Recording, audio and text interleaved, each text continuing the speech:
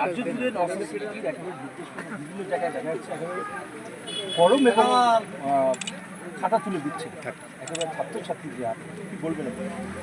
দেখুন, নওশাদ সিদ্দিকী বাংলার আইকন।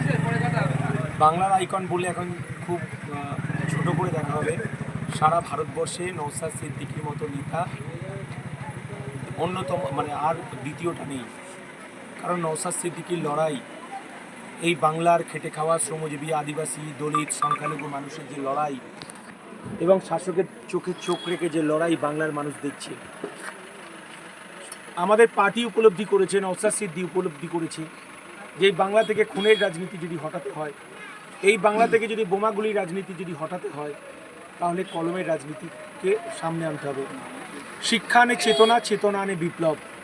অর্থাৎ এই শিক্ষার চেতনায় উদ্বুদ্ধ করতে পারলে তাহলে আমার বাংলা রবীন্দ্রনাথের বাংলা হবে, নেতাজির বাংলা হবে, বিনয় বাদল দীনেশের বাংলা হবে। আমরা সেই আঙ্গিকে দাঁড়িয়েই আমরা গ্রামে গ্রামে, বুথে বুথে শিক্ষার আলো জ্বালানোর জন্য, আর এই তৃণমূল সরকার 11 বছরের শিক্ষা ব্যবস্থাটাকে ধ্বংস করে দিয়েছে। এই ভারতবর্ষ তথা সারা পৃথিবীর ইতিহাসে বিরল যে একজন রাজ্যের শিক্ষামন্ত্রী, অঙ্গরাজ্যের শিক্ষামন্ত্রী তার বান্ধবীকে নিয়ে জেল খাটছে। এবং ব্রেকিং নিউজ খুব তাড়াতাড়ি আপনারা শুনতে পারবেন, এবং বিজেপির সঙ্গে সেটিং করে খুব তাড়াতাড়ি তিনি বেরিয়েও আসবেন, আবার পুজোর উদ্বোধনের ফিতেও কাটবেন এই আপনার আমাদের পার্থ চট্টোপাধ্যায়।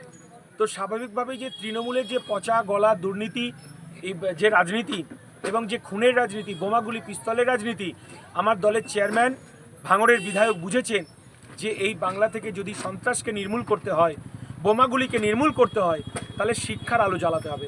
অর্থাৎ আমাদের বুথে বুথে পৌঁছে যাও, বুথে বুথে পৌঁছে গিয়ে মানুষকে উদ্বুদ্ধ করো, মানুষকে সচেতনতা করো এবং মা বোনেদের বোঝান যে আমাদের বাচ্চাদেরকে যদি আমার বাড়িতে যদি চাল না থাকে, আলু না থাকে, রান্নার যদি সরঞ্জাম না থাকে, আমি উপোস করব, নফল রোজা করব, আমার ছেলে মেয়েকে শিক্ষার ব্যবস্থা বা শিক্ষার আঙ্গিনায় পাঠাবো। এটাই আমাদের অঙ্গীকার। একেবারে পথসভার একেবারে মূল উদ্দেশ্যটা কি ছিল আজকে? আমি তো অবাক হয়ে গেলাম যে আজকে এই কুচিয়েপাড়ার মানুষ এত ভয় সন্ত্রাসের মধ্যে ছিল, বোমা গুলি পিস্তল এবং তৃণমূলের দাদাগিরি চোখরাঙানির মধ্যে ছিল। আজকে বাঁধ ভাঙা, এ তো আমি পথসভার জায়গায় জনসভা দেখতে পাচ্ছি। যে এখন বর্তমানে আমি চ্যালেঞ্জ দিয়ে বলছি, আমডাঙ্গার বিধায়ক যদি এইরকম মিটিং আর একটা করে দেখাতে পারেন, তাহলে আমরা মিটিং করাই বন্ধ করে দেবো। যে একটা গ্রামে এই হাজার হাজার মানুষ, হাজার হাজার মহিলাকে নিয়ে তিনি সভা করছেন, পারবেন না। কারণ তিনি বুঝে গেছেন যে আমাকে অসৎ উপায় অবলম্বন করতে হবে। কখনো শুনছি ববি হাকিমের মেয়েকে ক্যান্ডিডেট করা হবে, কখনো শুনছি কোনো মানে মুসলিম নেতাকে এখানে প্রার্থী করা হবে, কখনো শুনছি যে আপনার ওরা দ্বিধা বিভক্ত হয়ে গেছে।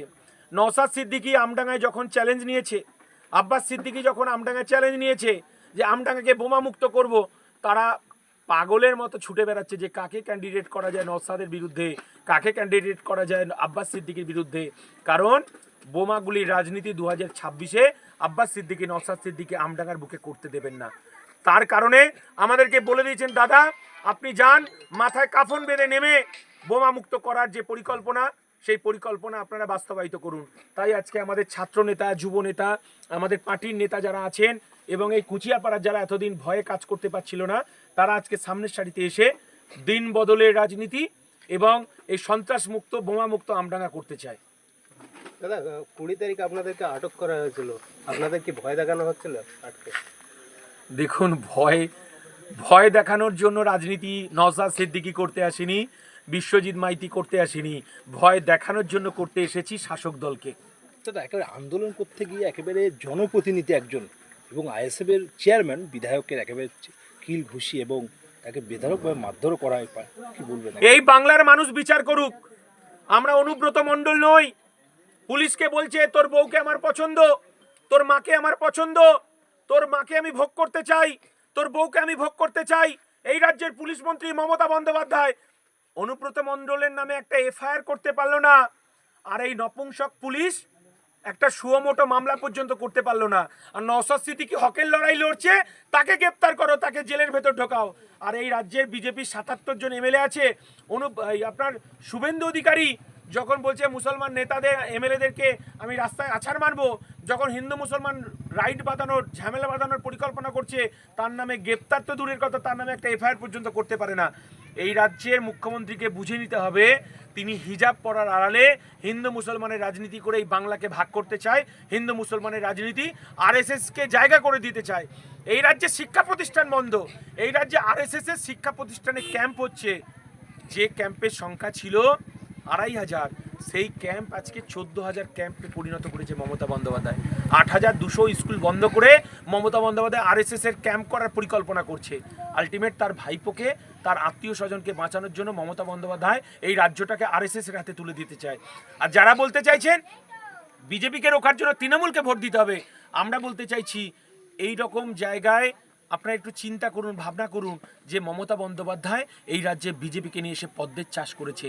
তাই আজকে সারা পশ্চিমবঙ্গের সংখ্যালঘু, আদিবাসী, দলিত এবং সংখ্যাগুরু মানুষ আজকে একজোট হয়েছে এই মমতা সরকারকে 2026-এ বিসর্জন দিতে চায়।